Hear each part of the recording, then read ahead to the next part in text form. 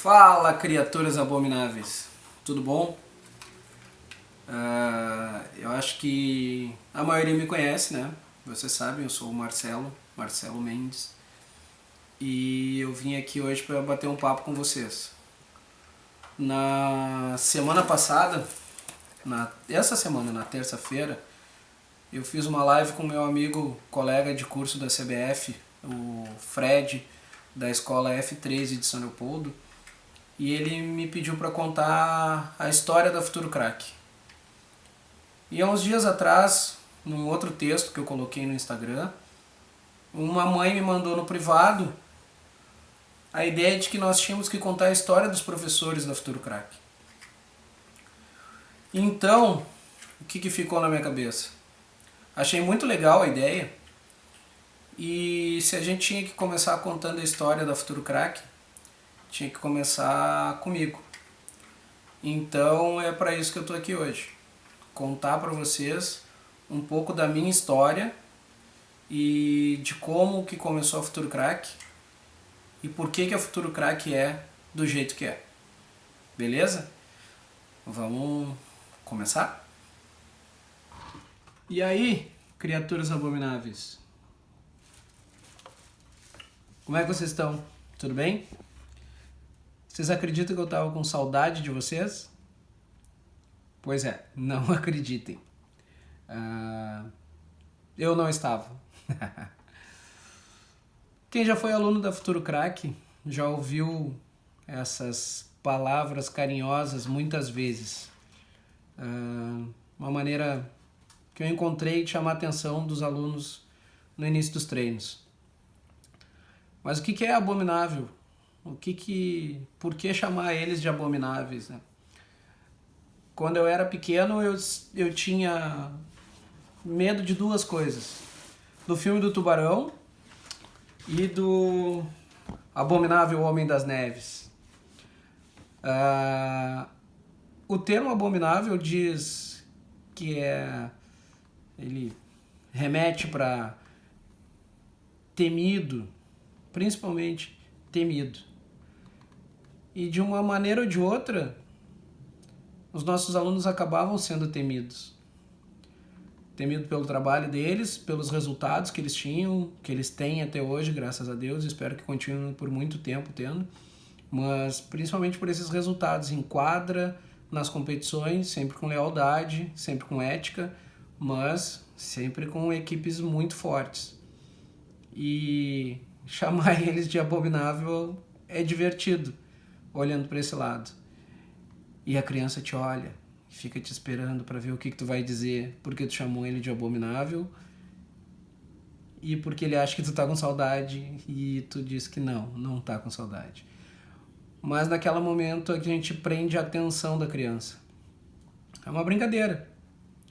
Então tenho certeza que tem muita gente que vai assistir esse vídeo que cresceu e vai lembrar de quando era pequeno que eu chamava vocês de abomináveis.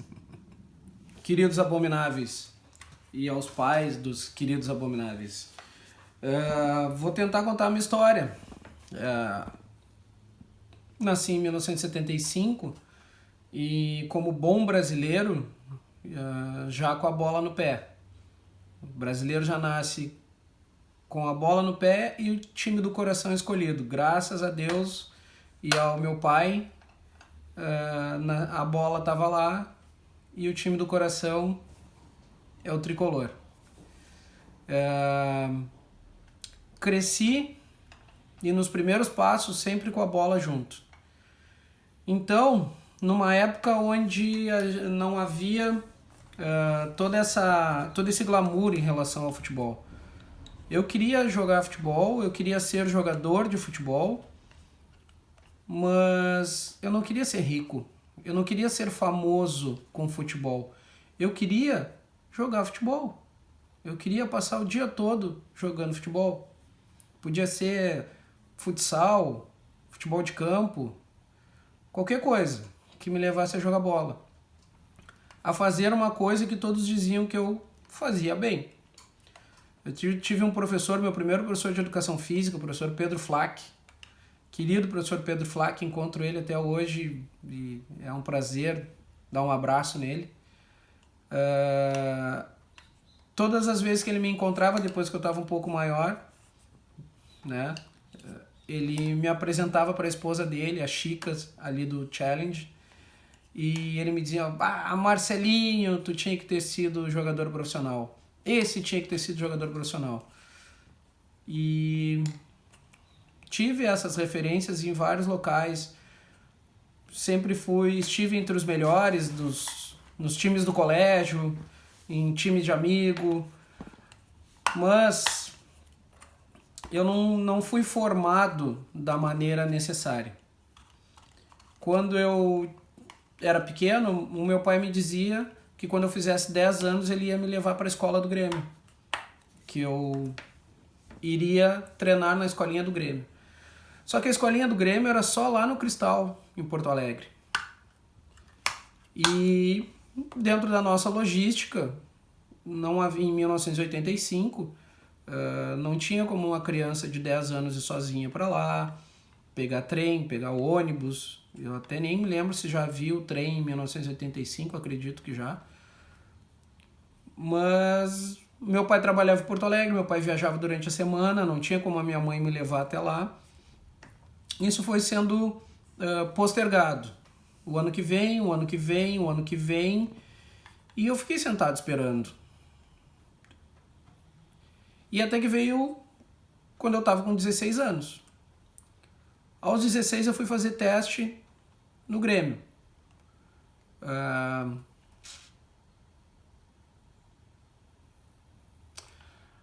Nós nos apresentávamos no Estádio Olímpico, pegávamos um ônibus já fardados lá com a roupa de treino, né? E íamos para Eldorado do Sul. Fazíamos o teste, eram toda segunda e quarta-feira. Então cheguei na primeira segunda-feira, tinha um ônibus cheio, 45 jogadores. Terminava o teste, era o Bugre, um ex-jogador do Grêmio, que era o avaliador. Ele pegava a prancheta dele e dizia: fica fulano, fulano, fulano, fulano, os outros muito obrigado. Se apresentem, esses que eu chamei se apresentam na quarta-feira. Quarta-feira estava o Marcelo lá porque tinha ficado. Quarta-feira de novo, treinava, ia bem. Mais um final de treino com aquela tensão de quem vai ficar. Ficava 3, 4, 5. Os outros, muito obrigado, vocês podem ir embora. Na segunda-feira se apresenta fulano, fulano, fulano. O Marcelo estava lá de novo. E isso foi durante 2 semanas. O último treino da segunda semana foi contra a seleção do Grêmio. E ali eu torci o tornozelo no treino.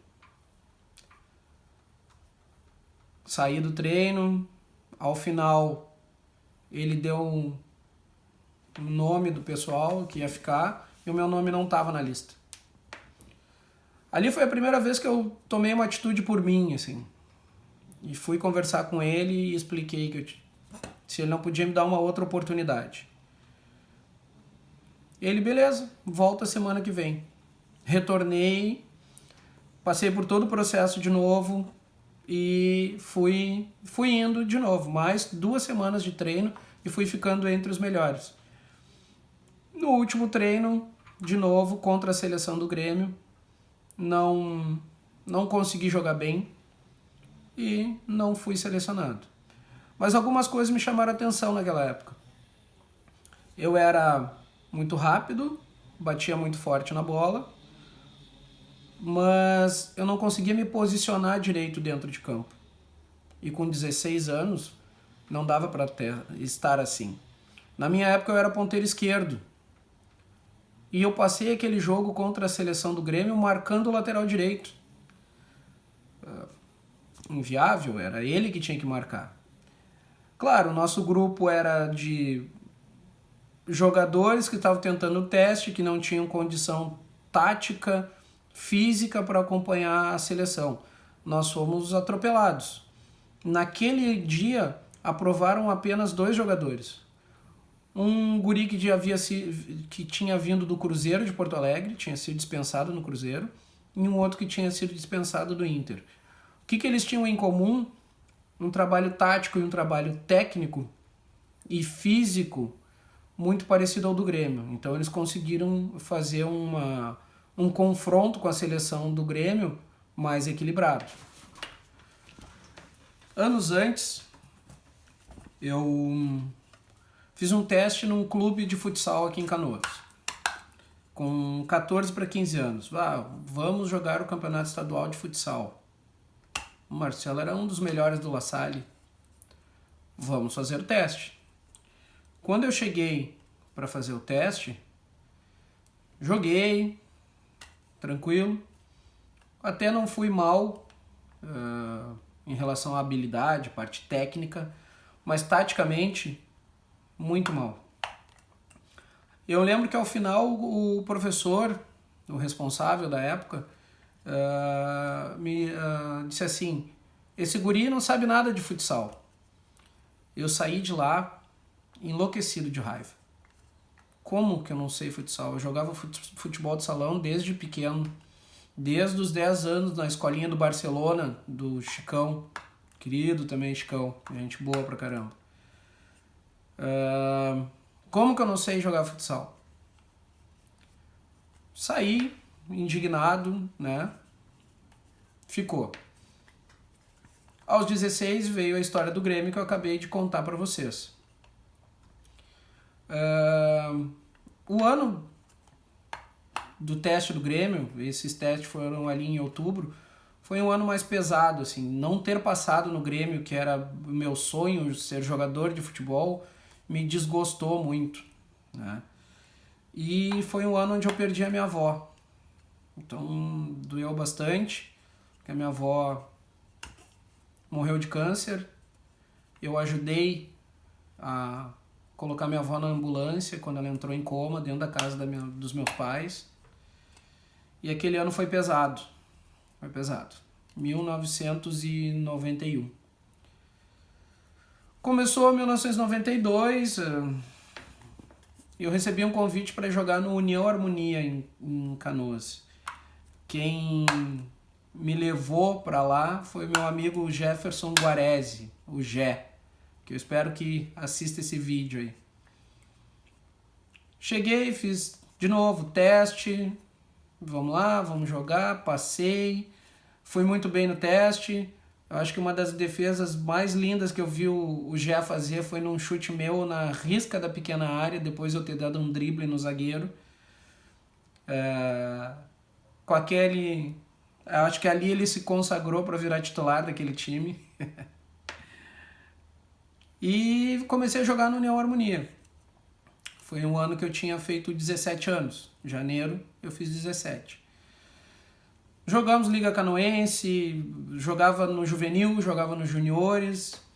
E no final daquele ano, nós disputamos um torneio que era o Metropolitano de futebol, organizado entre 4 equipes, uma delas era o Inter. E eu era juvenil, e aquela competição ela era júnior.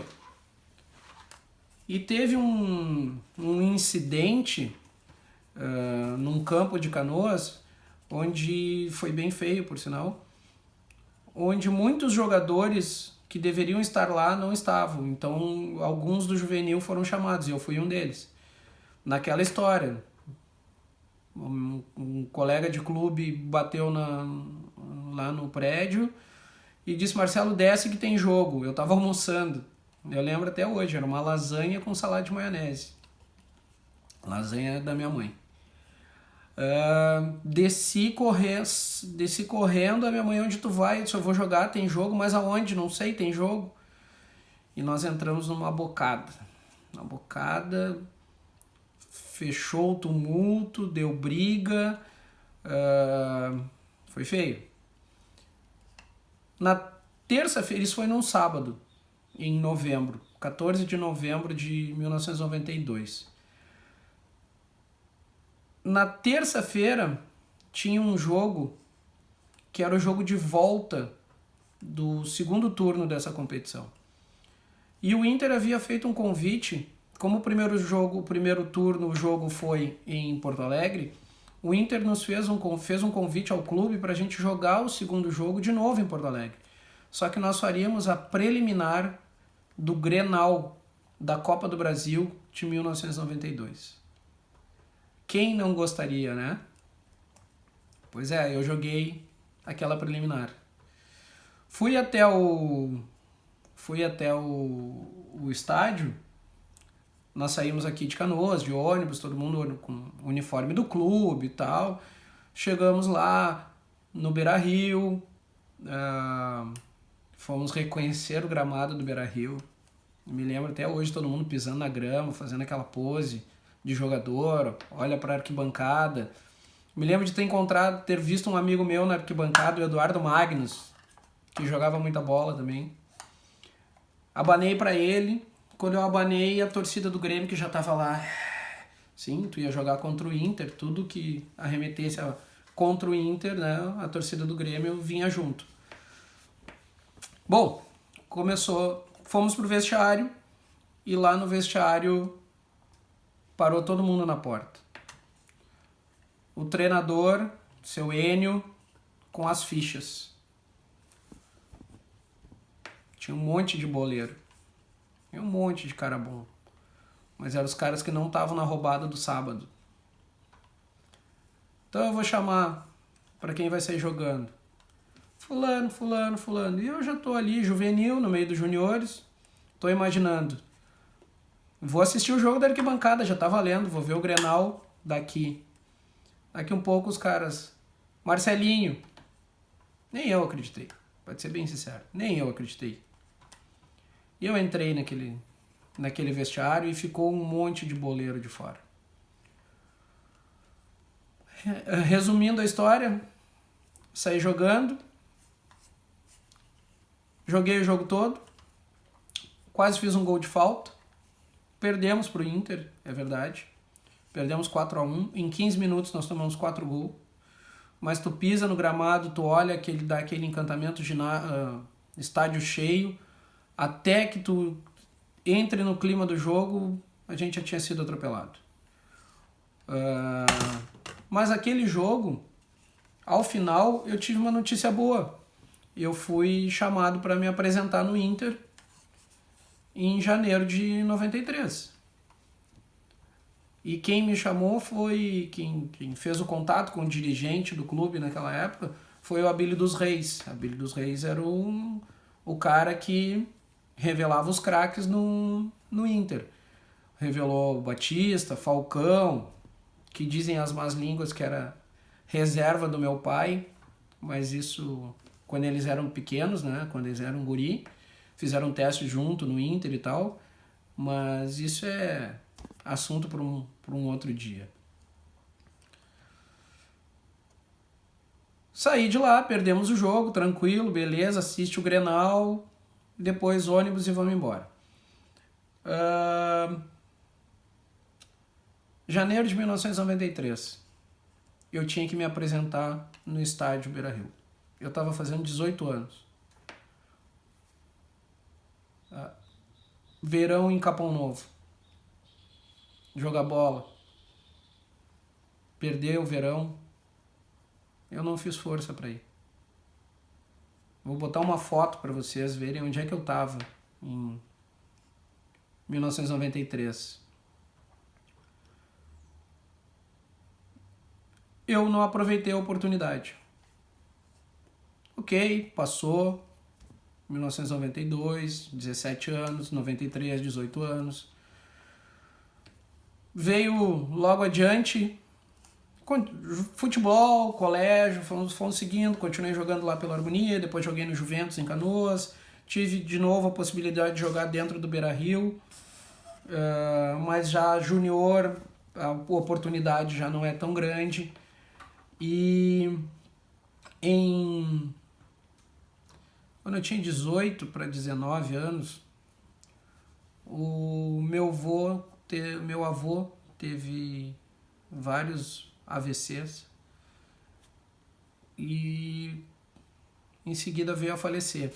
Mas até ele falecer, eu e a minha mãe, nós levávamos ele para fisioterapia. E ali eu conheci uma coisa que eu nunca tinha visto, que era a fisioterapia. Com 19 anos, não estava mais preocupado em futebol, fui fazer vestibular. Por ideia da minha mãe, tentei o curso de fisioterapia. 19, 20 anos. 1995. Que era um curso novo, um campo de trabalho novo, mas eu não tinha ideia. Na minha vida, na minha cabeça, eu ia ser jogador de futebol e depois preparador físico, faria educação física e ia trabalhar como preparador físico. Esse era o meu plano de carreira para minha vida. Aí veio a fisioterapia e naquele período eu acabei me afastando do futebol. Fiquei muito mais focado no estudo, até porque a fisioterapia, como eu não conhecia, eu esperava que fosse alguma coisa próxima da educação física. E ela está muito mais para o lado da medicina do que a educação física. Então eu tinha que estudar muito mais do que eu estudei a minha vida toda. E foi ali que eu comecei a minha vida acadêmica.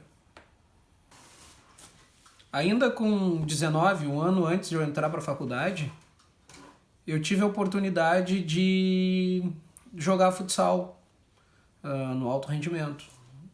Mais uma vez, fui convidado porque o pessoal me viu jogando em Capão Novo e eu fui convidado para ir jogar no Leopoldina Juvenil em Porto Alegre. O time jogava o campeonato estadual, que na época era a primeira divisão, acho que não tinha nomenclatura de série ouro, série prata. Era um time bom de Porto Alegre. Um time de tradição de Porto Alegre. Ok, lá jogavam alguns amigos meus conhecidos já da praia. O treinador era o Zefa, o Will Andrade. Jogava o Julinho Camargo, meu amigo, o Rodriguinho, meu amigo. Disse, beleza, tô em casa. Cheguei no primeiro treino, o Zefa, que havia me convidado para jogar me via jogando em Capão Novo, que me convidou para o clube, me perguntou, Marcelo, que posição tu joga? Eu disse, eu jogo de ala esquerda ou de pivô, mas muito mais de ala esquerda. Ele, beleza. Pega a bola, entra no corredor, faz o X, entra no 8, toca e sai. Eu fiz botou a bola no chão, eu toquei e eu não sabia para onde correr. Com 19 anos. Então, com 19 anos, numa oportunidade de jogar num clube tradicional de Porto Alegre, eu não tinha aprendido a jogar futsal quando eu deveria ter aprendido a jogar futsal. Ok. Naquele ano o clube encerrou as atividades logo em seguida e a minha passagem pelo futsal de alto rendimento ou profissional ela foi curta. No ano seguinte, com 20 anos, eu entro para a fisioterapia da Ubra e nós estava fazendo o primeiro semestre, fiz o semestre básico. No 1995 teve o torneio de 25 anos da Ubra, então tinha entrado uma galera na Ubra de amigos meus, o pessoal do La Salle do Auxiliador aqui de Canoas. Então nós montamos um time e nós fomos campeões daquele torneio. Lembro que na final nós ganhamos de 7-0 e eu fiz um gol de bicicleta no futsal. No final do jogo, o árbitro, que era um aluno do curso de fisioterapia, mas que já era formado em educação física, me chamou e chamou mais 2 ou 3 colegas daquele time e me disse, nós vamos jogar a Copa Unicinos em outubro e nós vamos começar os treinos de futsal e eu quero que vocês participem. Professor Rogério Voser. Monstro no futsal hoje, livros publicados, baita história no futsal no Brasil. Os treinos eram às terças e quintas à noite, às 22 horas, 21 a 22 horas no ginásio da Ubra. Com 20 anos, eu fui para um treino para entender o que era uma paralela. Aonde estava a diagonal? O que era um 8 pela frente e um 8 por trás? Para jogar uma competição logo ali na frente. Para ser bem sincero, eu demorei a enxergar a paralela. Eu demorei a enxergar a diagonal dentro da quadra. Mas a gente foi para a competição e nós fomos campeões da competição. O time era muito bom, porque além nós não tínhamos um conhecimento tático tão grande de futsal, mas tinha uma qualidade técnica muito alta. E os outros convocados pelo professor Voser eram ex-atletas de futsal, que estavam acostumados a jogar o estadual. Então nós fizemos um time muito forte e nós fomos campeões da Copa Unicinos daquele ano. E jogando muita bola. Mas essas situações ocorreram e mais uma vez eu acabei perdendo oportunidades ou não desempenhando tão bem por falta de conhecimento tático. Segui a vida, veio a equipe universitária de futebol de campo da Ubra, que seria o embrião para o time que jogaria, para o time profissional que depois realmente foi criado na Ubra. Peneira na Ubra, o Marcelo foi fazer a peneira, lá estava o Marcelo de novo entre os melhores. Eu passei 4 anos entre o futsal da Ubra e o futebol de campo da Ubra, jogando Copa Unicinos, amistosos e competições menores que nós jogávamos, até 1999, que quando em um treino eu rompi os ligamentos do joelho. Eu levei um pontapé num jogo treino, um amistoso, e tive que ficar 6 meses sem jogar bola. No início, voltando um pouquinho, quando eu tinha 19 anos e eu fui convidado para o futsal, eu tive que me apresentar tarde no futsal, do ano que eu tinha 19 anos, porque no início do ano eu tinha levado uma batida na cabeça. Isso foi em 94, abril 94, um sábado que eu fui jogar um futebol de campo. Eu levei uma bolada forte na cabeça e um soco na cabeça e fui parar desacordado no hospital. A paradinha para pensar nisso é que eu me lembro que eu acordei no pronto-socorro no domingo de manhã e uma enfermeira dizia: morreu Ayrton Senna da Silva. Então foi no mesmo domingo, 1º de maio, quando morreu o Ayrton. São coisas que foram marcando a minha vida e de certa maneira me frustraram, né, em relação ao futebol. Voltando ao time universitário da Ubra, eu rompi os ligamentos em 99, precisei fazer cirurgia no joelho. Então ali de vez, esquece a carreira de jogador, vamos focar na fisioterapia. Mas em 2000, alguns problemas me fizeram repensar a fisioterapia. E aí um amigo meu, o André Farias, me convidou para trabalhar numa academia de musculação. Eu tinha feito fisioterapia, já tinha feito anatomia, já tinha feito fisiologia com uma carga horária bem alta e eu havia sido monitor de cinesiologia. Já praticava musculação, então com essas 3 disciplinas feitas, dava para montar um treino de musculação com um pouco de estudo, de buscar um pouco de conhecimento da área específica da musculação. Beleza, conversando com o André, ele me disse: cara, tu já fez as disciplinas mais difíceis da educação física na fisioterapia e com uma carga horária bem alta. Por que tu não faz educação física? Eu disse: pois é, né? Eu fazia um estágio em Sapucaia, me deslocava de trem, fazia força para atender pacientes, paciente com AVC, paciente com problema de lesão medular. Eu me achava muito inteligente naquela época, porque eu estudava muito, mas era pesada a fisioterapia, e não o peso de fazer força, mas era pesado psicologicamente.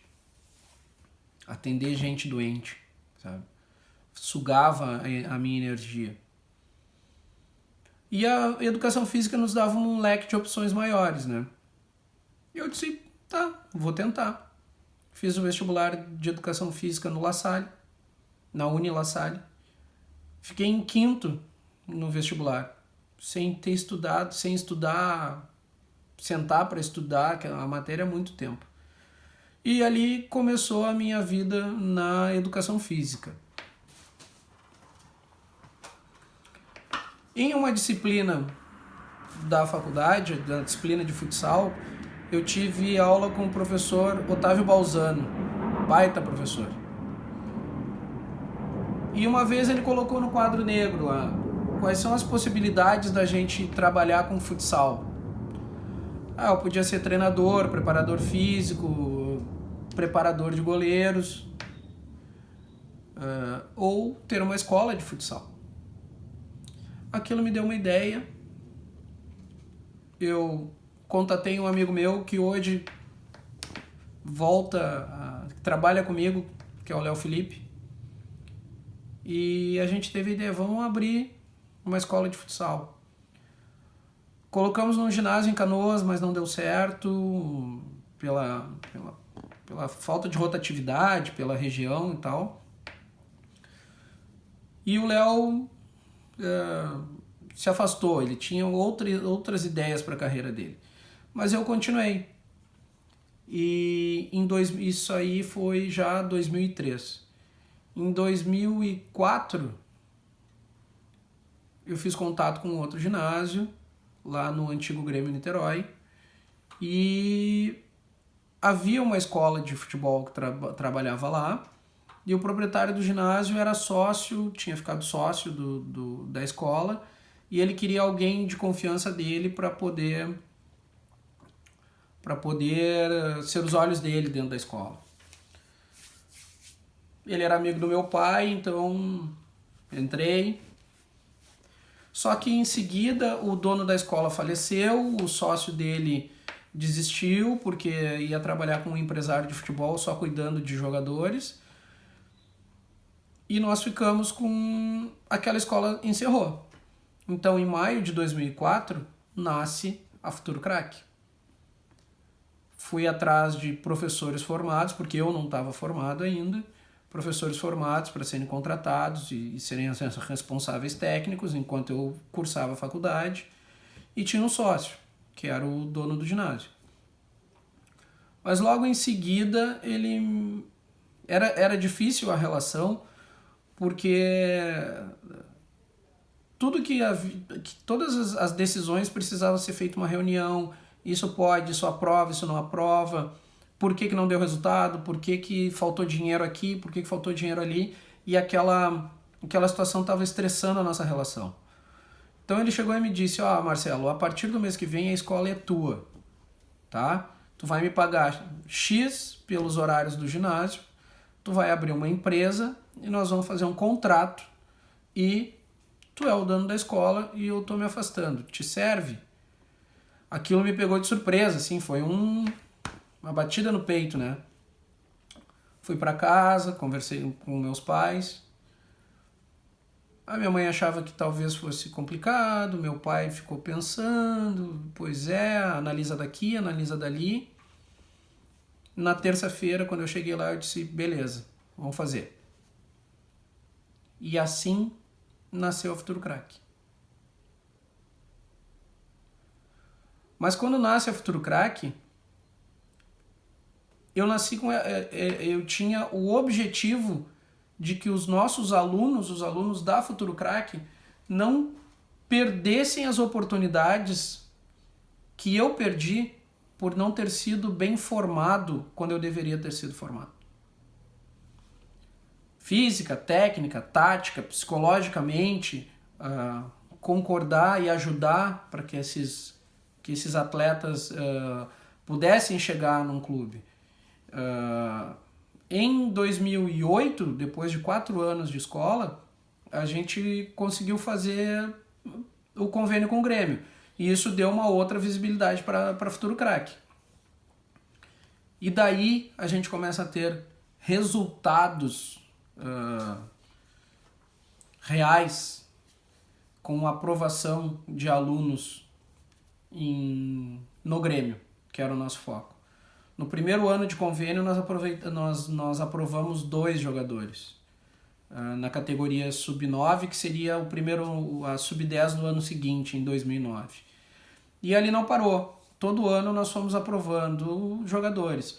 2 jogadores no primeiro ano, 5 jogadores no segundo ano, 3, 4 no outro, e assim, hoje lembrar a sequência de quantos foram, não consigo lembrar.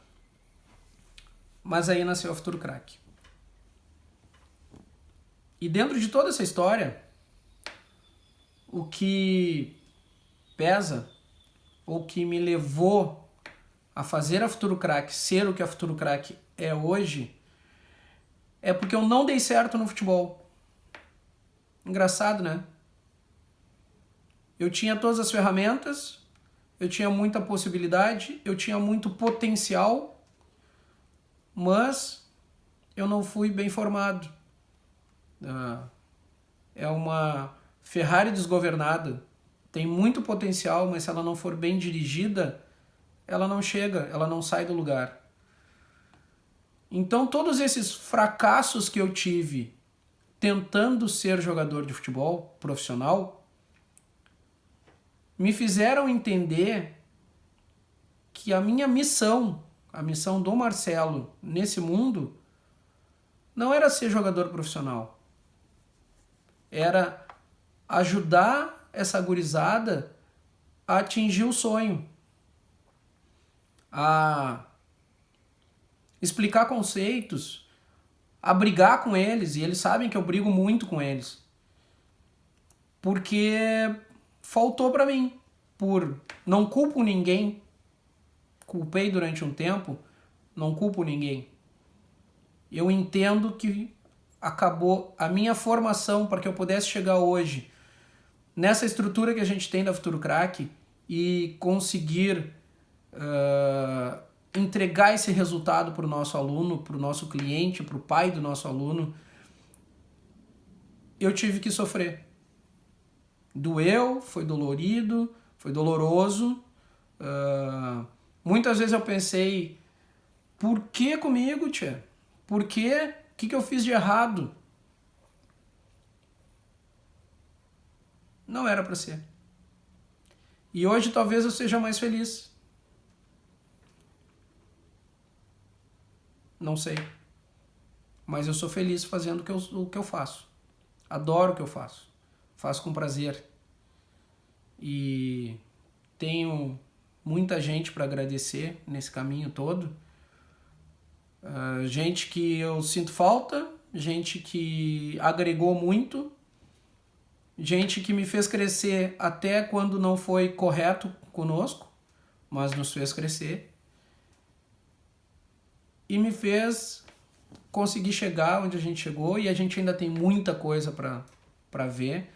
Hoje, graças a Deus, a gente tem um monte de jogador formado, tem jogador profissional no Grêmio, tem jogador na categoria de base do Grêmio, tem na base do Inter, tem atleta jogando em Dubai, atleta na Polônia, tem jogador profissional aqui no estado, que nem é o Vinícius no Bagé, o Miguel que está em Dubai, o Gabriel Burtetti está na Polônia, o Matheus Collier está na Polônia, o Iago teve lá agora, está perto de acertar também. E tem mais uma galera formada, e tem muitos jogadores nossos que passaram pela nossa escola, que conseguiram ser aprovados no São José, no Novo Hamburgo, no Aimoré, em clubes menores, mas passaram primeiro por aqui. E a gente conseguiu contribuir um pouco para que eles tivessem essa oportunidade. de um probleminha aqui técnico de bateria. Mas só para encaminhar a conclusão, né? É um prazer ter formado tanta gente, ter jogador com contrato profissional, jogador com passagem pela seleção brasileira, que nem é o Peterson, o Matheus Pagliarini, e agora recentemente o Thiago, né, o nosso goleiro da Sub-17 do Grêmio, que esse ano, agora de 2020, foi convocado para a seleção brasileira. Então isso nos orgulha muito de poder ter colaborado na formação dessa gurizada que está realmente encaminhada para o futebol profissional. E a gente sabe que ali na frente nós vamos ter muitas alegrias com eles. Então, assim, eu tentei resumir ao máximo a minha história e eu acho que ficou longa, mas é isso aí. Espero que vocês tenham gostado de saber como é que nasceu a Futuro Crack e quais são os objetivos que a gente tem com a Futuro Crack. E obrigado pela atenção de vocês, certo? Grande abraço.